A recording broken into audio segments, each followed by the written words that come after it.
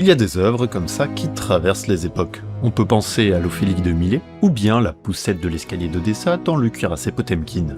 Mais ces références ne sont pas réactualisées uniquement pour le clin d'œil, ou pour se la péter en montrant qu'on dispose des références culturelles.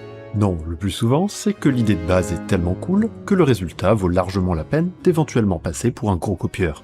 La musique ne fait bien entendu pas exception, et on va en voir un des exemples.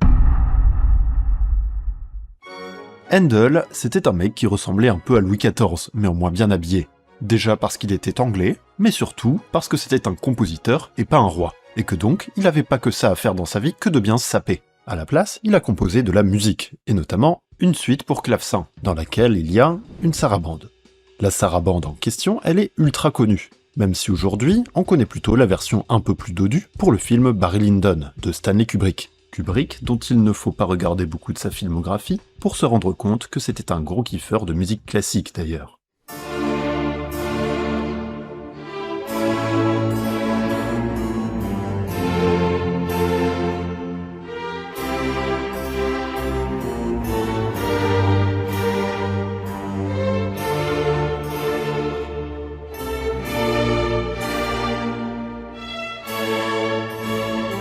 Mais qu'est-ce qui se passe dans cette pièce en fait? On est en Ré mineur. Au niveau des accords, ça fait Ré-La, donc tonique dominante, puis emprunt en relatif Fa majeur, avec tonique dominante, Fa-Do.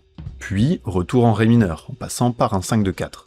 Puis 4, 1, et enfin demi-cadence, qui se pose sur un accord de La majeur. Quasi tous ces accords sont à l'état fondamental, donc c'est super stable. Enfin, à ce stade, c'est plus de la stabilité, c'est de la conformité aux normes antisismiques japonaises. Et puis, rebelote. On fait quasiment la même harmonie, mais en variant un tout petit peu. Mais surtout, on a une cadence parfaite à la fin, à la place de la demi-cadence.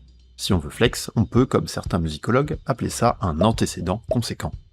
Vu comme ça, en fait, il n'y a rien de révolutionnaire dans l'harmonie, ni dans la mélodie d'ailleurs. Non, ce qui rend cette pièce si mémorable, c'est autre chose. C'est la métrique. On est en 3-2, donc 3 temps. Le plus souvent, à 3 temps, on a le premier temps qui est fort et les deux autres qui sont faibles. Comme dans les valses, où ça fait poum-ta-ta. Mais là, c'est différent.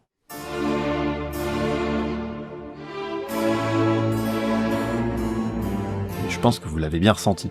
Le deuxième temps est fort, ce qui fait que les deux premiers temps sont forts, et le troisième temps est certes faible, mais la deuxième partie de ce troisième temps appuie le premier temps de la mesure suivante.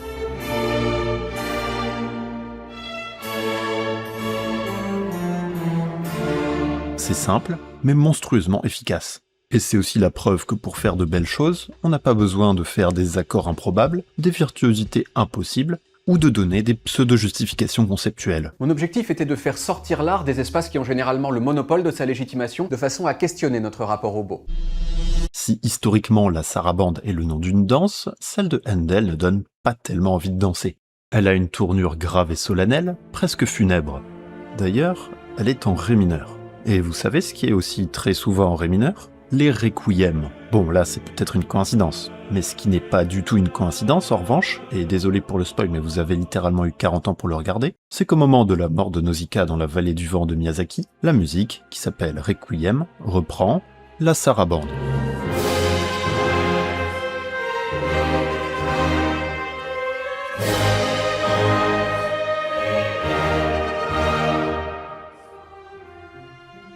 Bon, maintenant, si on veut réutiliser cette sarabande, mais de manière un peu moins directe, en soum-soum comme qui dirait, comment est-ce qu'on peut faire? On a vu que l'important dans cette pièce, c'est pas tant l'harmonie ou la mélodie que la métrique. Donc ce qu'on peut faire, c'est garder la métrique, qui est vraiment l'essence de cette pièce, mais changer l'harmonie et la mélodie. On peut entendre ça dans la musique du jeu Steel Rising par exemple, qui est également en Ré mineur. On a un tempo lent à 3 temps, avec les deux premiers temps forts et une préparation au troisième temps. De ce point de vue, c'est exactement la même chose que Handel. Et c'est impossible de ne pas entendre la référence, surtout avec le clavecin qui est toujours là. Mais l'harmonie et la mélodie ne sont plus les mêmes.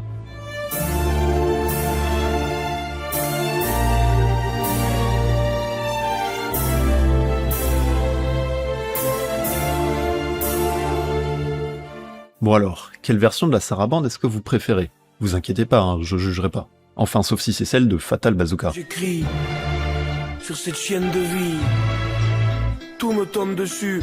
Perso, j'aime beaucoup celle dans Barry Lyndon, avec les cordes et les timbales. Ça m'évoque la marche implacable du destin devant laquelle le monde s'incline, qui donne à celui qui l'écoute l'impression à la fois déprimante et grandiose de n'être qu'un spectateur insignifiant contemplant la fin d'un monde en flammes. Et sur ces paroles pleines d'optimisme, portez-vous bien et à bientôt.